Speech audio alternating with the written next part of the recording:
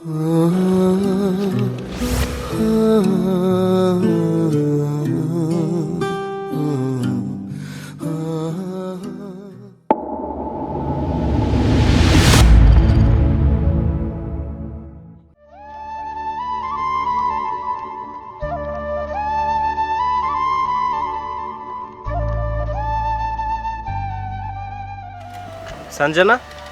তুমি এখানে কার জন্য অপেক্ষা করছো?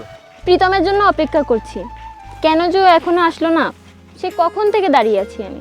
কে জানে ও কোথায় আছে, হয়তো বন্ধুদের সাথে কোথাও ঘুরতে গেছে।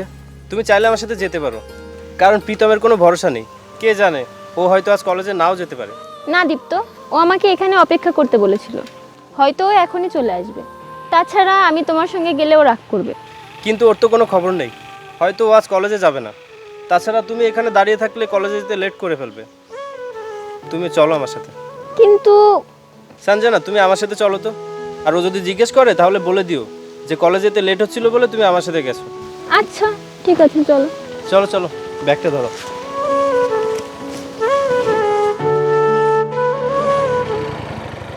সঞ্জনা, তুমি এই ফকিরটার সাথে কোথায় যাচ্ছ? তুমি আসতে লেট করছিল তো, তাই দীপ্তর সঙ্গে যাচ্ছিলাম। আমি ভাবলাম তুমি আজ কলেজে যাবে না। আরে সঞ্জনা, তাই বলে তুমি এই ফকিরটার সাথে সাইকেলে উঠবে? আমার মান সম্মান কি একদমই রাখবে না? আসো, চলে আসো, গাড়িতে ওঠো। আজকের পরে থেকে এমন কাজ আর কখনোই করবে না, যাতে আমার মান সম্মান নষ্ট হয়। দীপ্ত, তোমার ব্যাগটা নাও।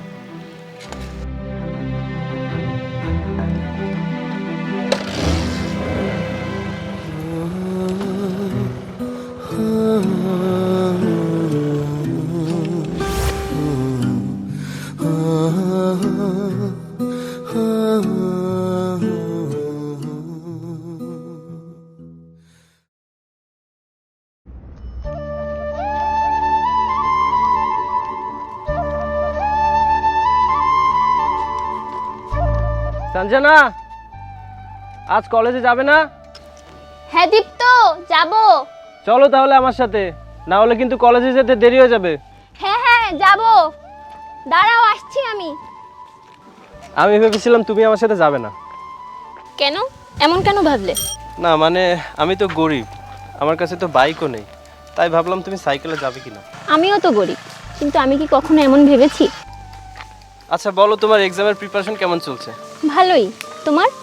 আমারও প্রিপারেশন ভালো, শুধু কিছু অ্যাসাইনমেন্ট বাকি আছে। কি যে করি, কিভাবে যে সঞ্জনাকে আমার মনের কথাটা বলি, যদি রাজি না হয়। সঞ্জনা, তোমার সাথে আমার কিছু কথা ছিল। হ্যাঁ বলো। না মানে, আসলে আমি আরে কি মানে মানে করছো, কি বলবে বলো তো? মানে আমি আমি তোমাকে একটা নোটস দেবো, তুমি ওটা পড়লে ভালো রেজাল্ট করতে পারবে। আচ্ছা ঠিক আছে, দিও। এখন চলো তো। আচ্ছা চলো।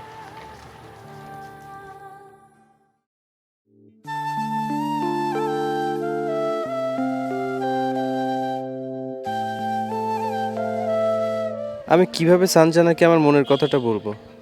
ওখানে তো প্রীতমও আছে। যদি সঞ্জনা আমাকে না বলে দেয়, তাহলে সবার সামনে তো বেইজ্জতি হতে হবে। আচ্ছা সঞ্জনা, আমি না আজকে লাঞ্চ আনতে পারিনি, আমি বাইরে থেকে খাবার কিনে নিয়ে আসি। আচ্ছা ঠিক আছে। চল বন্ধু। আচ্ছা চল। সঞ্জনা, আমি তোমাকে কিছু বলতে চাই। হ্যাঁ দীপ্ত, বলো। আমি আসলে বুঝতে পারছি না কথাটা তোমাকে কিভাবে বলবো। কি এমন কথা যে তুমি বলতে লজ্জা পাচ্ছ আমাকে? আই লাভ ইউ সঞ্জনা, আমি তোমাকে অনেক ভালোবাসি। কি, এটা কি বলছো তুমি? হ্যাঁ সঞ্জনা, আমি ছোটবেলা থেকে তোমাকে অনেক ভালোবাসি। অনেকবার বলার চেষ্টা করেছি, কিন্তু সাহস করে উঠতে পারিনি। পাগল হয়ে গেছো তুমি? আমি মিডল ক্লাস ফ্যামিলির মেয়ে, কিন্তু আমার স্বপ্ন অনেক বড়। আর তুমি এত গরিব যে তোমার সঙ্গে আমি কোনোভাবেই থাকতে পারবো না। আর তোমার মতো গরিব ছেলেদের একটাই সমস্যা, তোমাদের সঙ্গে একটু হেসে কথা বললে, বন্ধুর মতো মিশলে তোমরা ভালোবাসার স্বপ্ন দেখে ফেলো। আর তোমার মতো গরিবের সঙ্গে কোনো মেয়ে কেন, কোনো ছেলেও বন্ধুত্ব করবে না। কি ব্যাপার সঞ্জনা, তুমি এমন রেগে আছো কেন? ও বলছে ও নাকি আমাকে ভালোবাসে, আমাকে বিয়ে করতে চায়। এই ফকিরের বাচ্চা, তুই এই স্বপ্নটা কিভাবে দেখলি যে সঞ্জনা তোকে ভালোবাসবে? আরে ফকিরের বাচ্চা, আছে তো তোর একটা ভাঙা সাইকেল, আর তাতে করে সঞ্জনাকে ঘোরাবি তুই? আরে গরিবের বাচ্চা, প্রেম ভালোবাসা সমানে সমান হয়। তোর সাথে এগুলা মানায় না, তোর জন্য এগুলো না। আর সঞ্জনাকে তুই কিভাবে সুখী রাখবি? আজ পর্যন্ত নিজের জন্যই কিছু করতে পারলি না। তোকে একটা কথা বলি, তুই আকাশ কুসুম কল্পনা করা বাদ দে। তুই হয়তো জানিস না প্রীতম আমার বয়ফ্রেন্ড। ও বড় লোক, হ্যান্ডসাম, ব্রিলিয়েন্ট, কিন্তু তোর মতো কাঙাল না। আজকের পরে থেকে তোকে সঞ্জনার আশেপাশে দেখলে হাত পা ভেঙে রেখে দেবো। চলো সঞ্জনা। আজ গরিব বলে আমার ভালোবাসার অধিকার নেই? আমাকে এইভাবে অপমান করলে সঞ্জনা, একদিন তুমি ঠিকই বুঝবে।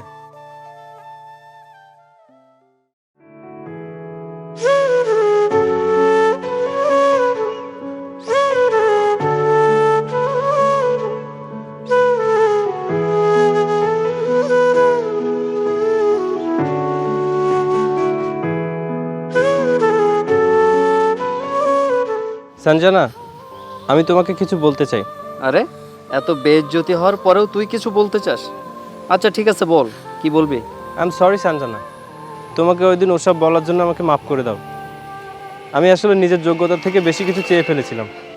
আমি আসলে ভুলে গিয়েছিলাম নিজের চাওয়া তার যোগ্যতাতে সীমাবদ্ধ রাখা উচিত।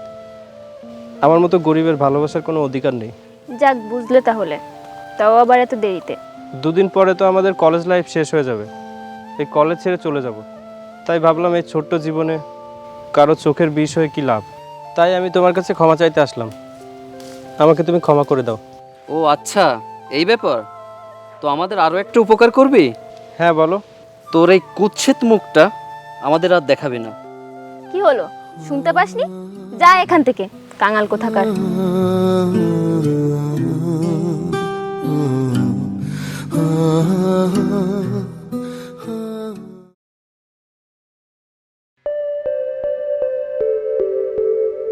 প্রীতম, তুমি এসে গেছো?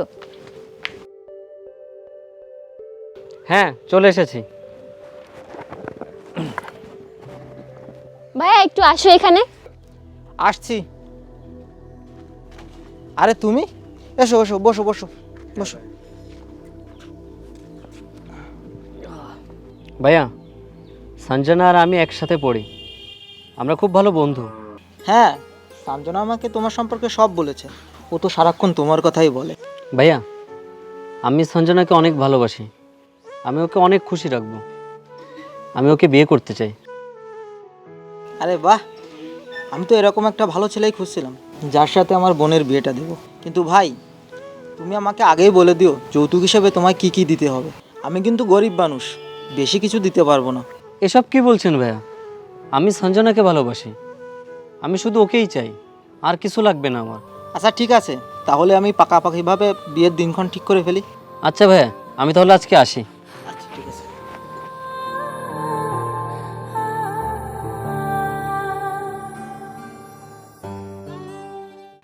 আচ্ছা, শুনলাম তুই নাকি সঞ্জনাকে বিয়ে করছিস। হ্যাঁ, ঠিকই শুনেছিস। যৌতুক কি কি দিচ্ছে ওরা? কিছুই না, আমি সবই বারণ করে দিয়েছি। কারণ আমি সঞ্জনাকে ভালোবাসি। আমার ওকেই প্রয়োজন, আর কিছু লাগবে না আমার। যা ভেবেছিলাম তাই হলো। মানে কি ভেবেছিলি? ওরা তো অনেক গরিব, যত সস্তায় বিয়েটা দেওয়া যায় ওরা তো তাই দেবে। তুই ভেবে দেখেছিস এই বিয়েতে তুই যদি একটা ভালো বাইক আর যৌতুক না নিস তোর কত অসম্মান হবে? মুখ দেখাতে পারবি কোথাও? আত্মীয় স্বজন বন্ধু বান্ধব সবাই তোকে নিয়ে মজা করবে। মেয়েতে সবাই পায়, বিয়েতে একটা ভালো বাইক না পেলে মান সম্মান থাকবে তোর?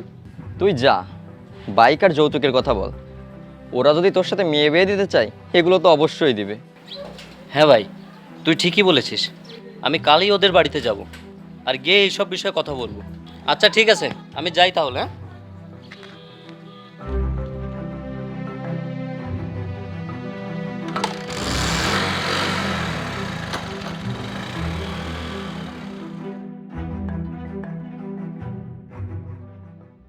সঞ্জনা, সঞ্জনা, কোথায় তুই? এদিকে আয়। হ্যাঁ ভাইয়া, আসছি। তোর বিয়ের কার্ড বানিয়ে এনেছি, দেখ তো কেমন হয়েছে। প্রীতমের সাথে তোকে কত সুন্দর লাগছে, দেখ। ভাইয়া খুব সুন্দর হয়েছে তো।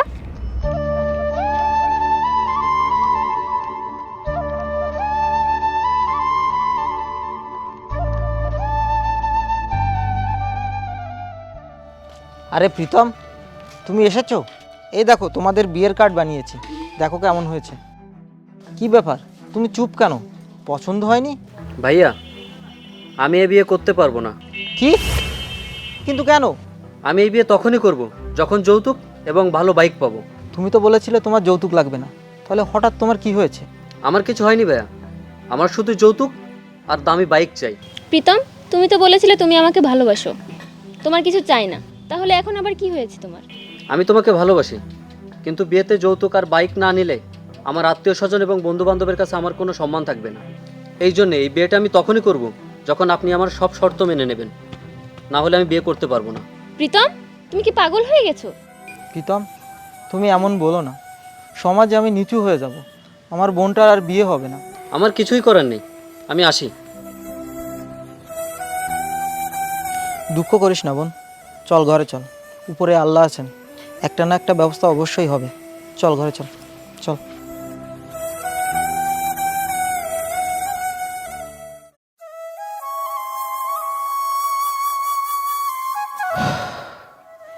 চিন্তায় সারাটা রাত দু চোখের পাতা এক করতে পারলাম না।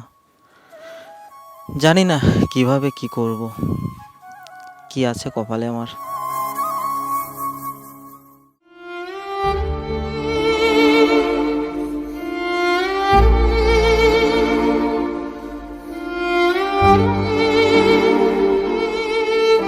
এখন আমি কি করব?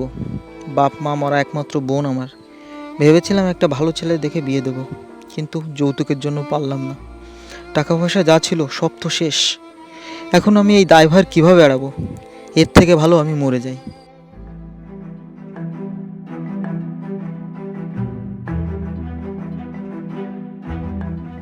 ভাইয়া, ভাইয়া,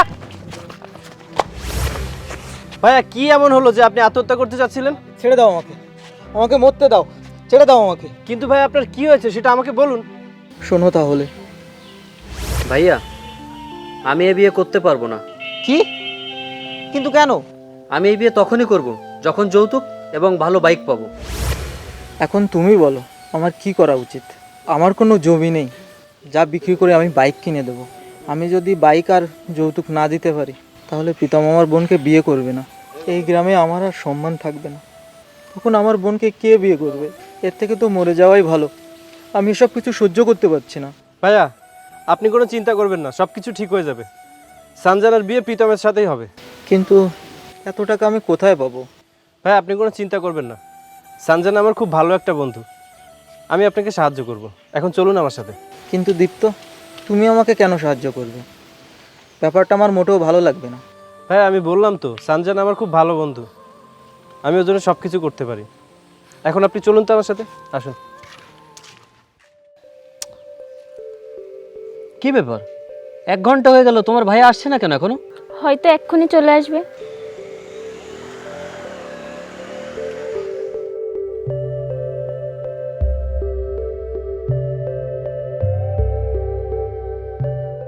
প্রীতম, তোমার সব শর্ত পূরণ করে ফেলেছি। এই নাও তোমার বাইক। বাইকটা কি তোমার পছন্দ হয়েছে? হ্যাঁ হ্যাঁ ভাইয়া, এই তো আমার পছন্দের বাইক, আমার খুব পছন্দ হয়েছে। ভাইয়া, এত টাকা তুমি কোথায় পেলে? কি হলো বলছো না কেন? আমার কসম তোমার, বলো। আচ্ছা শোন তাহলে। ভাই, টাকাটা রাখুন, এতে আপনার সব প্রয়োজন মিটে যাবে। এটা তুমি কি করেছো দীপ্ত? সঞ্জনার বিয়ের জন্য তুমি তোমার জমি বন্ধক রাখলে? বলেছিলাম না ভাইয়া, সানজানা আমার খুব ভালো বন্ধু, আমি ওর জন্য সব কিছু করতে পারি। তোমার এই উপকারের ঋণ আমি কিভাবে শোধ করবো ভাই? ভাইয়া, এসবের কোনো দরকার নেই। আর উপকারের কথা বলছেন তো, উপকার তো বড় লোকেরা করে, আমরা গরিবেরা এক অন্যকে সাহায্য করি। আমি এই টাকাটা সানজানার বিয়ের উপহার হিসেবে দিলাম।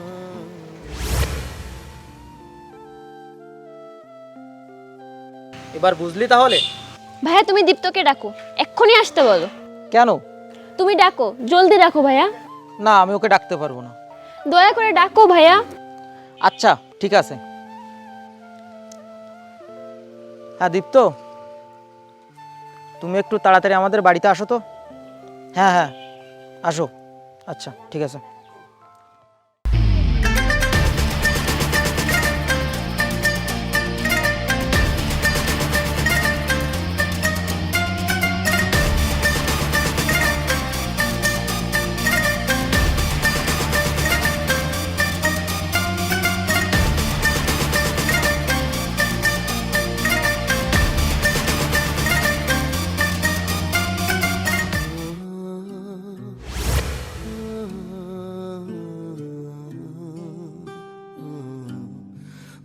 দীপ্ত, আমি তোমাকে ভুল বুঝেছিলাম। আমি তোমার ভালোবাসা বুঝতে পারিনি। প্লিজ দীপ্ত, তুমি আমাকে ক্ষমা করে দাও। আমি তোমাকে বিয়ে করতে চাই। এসব কি বলছো তুমি? বোন, তুই এসব কি বলছিস? হ্যাঁ ভাইয়া, আমি ঠিকই বলছি। দীপ্ত আমাকে ভীষণ ভালোবাসতো, কিন্তু আমি ওর ভালোবাসা বুঝতে পারিনি। আমি প্রীতমের মিথ্যা ভালোবাসাকে সত্যি ভেবেছিলাম, কিন্তু প্রীতম আমাকে নয়, টাকা পয়সা ভালোবাসে। আমি দীপ্তকেই বিয়ে করতে চাই। মানে কি? আমাকে কি পেয়েছো তুমি? হ্যাঁ, আমি গরিব, কিন্তু আমি ফেলনা নয়। আমারও আত্মসম্মান বোধ আছে। তোমাকে আমি ভালোবাসতাম, হ্যাঁ এখনও বাসি, কিন্তু তোমাকে পাওয়ার স্বপ্ন একবারই দেখেছিলাম, এখন আর দেখি না। কারণ সে স্বপ্নটা তুমিই ভেঙে দিয়েছিলে। আমি গরিব ছিলাম, এখনও গরিব আছি। পার্থক্য একটাই, সেটা তোমার পছন্দের পরিবর্তন হয়েছে, কিন্তু চাহিদা তোমার এখনও আকাশচুম্বী। আজ তোমার জন্য এসব করতে পেরেছি, কিন্তু ভবিষ্যতে আমি এসব করতে পারবো না, কারণ আমার সেই সামর্থ্য নাও থাকতে পারে। তাই তোমার জন্য এই প্রীতমই ঠিক। তুমি প্রীতমকে বিয়ে করে নাও। কষ্ট আমাদেরকে তারাই দেয় যাদেরকে আমরা অনুমতি দিই। অচেনা মানুষ তো ধাক্কা লাগলেই সরি বলে নেয়। তুমি আমার খুব চেনা, কিন্তু তোমাকে আমি আমার জীবনে আর নিতে পারবো না। দীপ্ত, তুমি আমাকে ক্ষমা করে দাও। আমি আমার ব্যবহারের জন্য অনুতপ্ত। কেন ক্ষমা চাইছো? ক্ষমা চাওয়ার মতো কোনো অপরাধ তো তুমি করনি। অপরাধ তো আমি করেছি তোমাকে ভালোবেসে। দীপ্ত, তুমি বরং আমাকে ক্ষমা করে দাও। শাদি মুবারক।